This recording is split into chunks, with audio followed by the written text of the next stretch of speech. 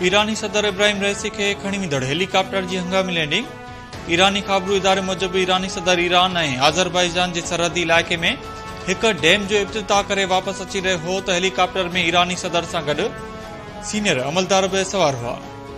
फिलहाल हेलीकॉप्टर जी हंगामी लैंडिंग में के जानी नुक़सान बाबति मालूमात नाहे।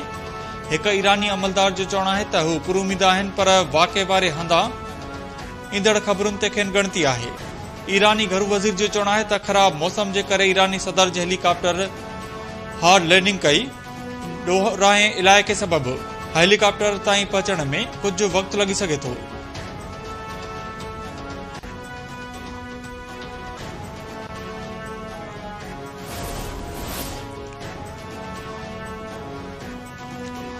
IMF पाकिस्तान खां मटा सटा वारा नाणे जा ज़ख़ीरा वधीक वधाइण जो मुतालबो करे छॾियो। IMF जो चवणु आहे त पाकिस्तान हथरादू तौर ते करंट अकाउंट खसारो घटि न ॾेखारे। पाकिस्तान खे पंहिंजे नेट इंटरनेशनल इन्वेस्टमेंट पोजीशन मज़बूत करणी पवंदी।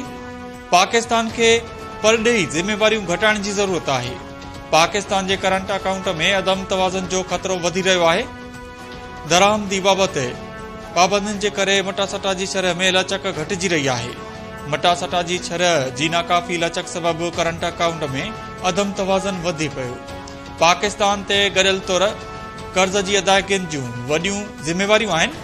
दरामदी पाबंदियुनि लाइ वाधू पॉलिसी एडजस्टमेंट जी ज़रूरत पइजी सघे थी।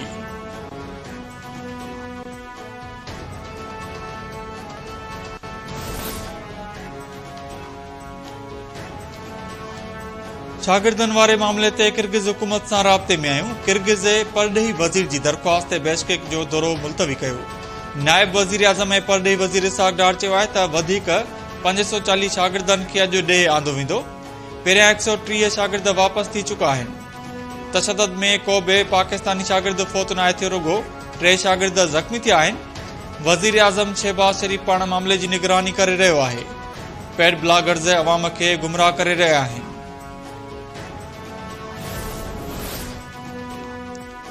सुत्समा वारे वफ़ाक़ी वज़ीर अता तारड़ चयो आहे त अफ़सोस आहे त हिक सियासी पार्टी किर्गिस्तान मामले ते कूड़ी प्रोपेगंडा कंदी रही। सियासी पॉइंट स्कोरिंग करण ऐं हुकूमत खे घटि ॾेखारण लाइ उहो करणु मज़मत जोॻो अमल आहे। पाकिस्तानी शागिर्दनि जे मारिजण जूं मनगढ़ंत ख़बरूं पकड़ी वयूं। बांग्लादेश जे शागिर्दनि जी तस्वीर लॻाए चयो वियो त ही पाकिस्तानी शागिर्द मारिजी वियो आहे। साॻी पार्टी पाकिस्तानी शागिर्द सां ज़्यादती जूं ख़बरूं बि हलायूं।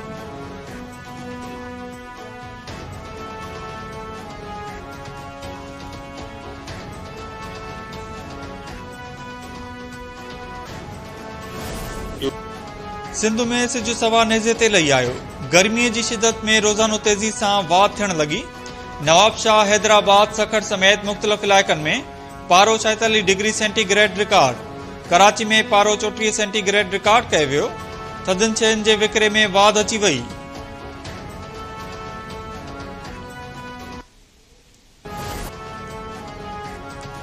ऐं सिंध जी साहिली पट्टी में 1999 ईस्वी में आयल सामूंडी तूफ़ान खे 25 साल मुकमिल।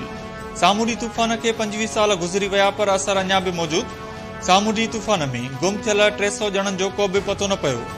संदन वारस अॼु बि उसीड़े में वेठल। सामूंडी तूफ़ान सबबि मुतासिर अक्सर ॻोठ अॼु बि बुनियादी सहूलियतुनि खां महरूम।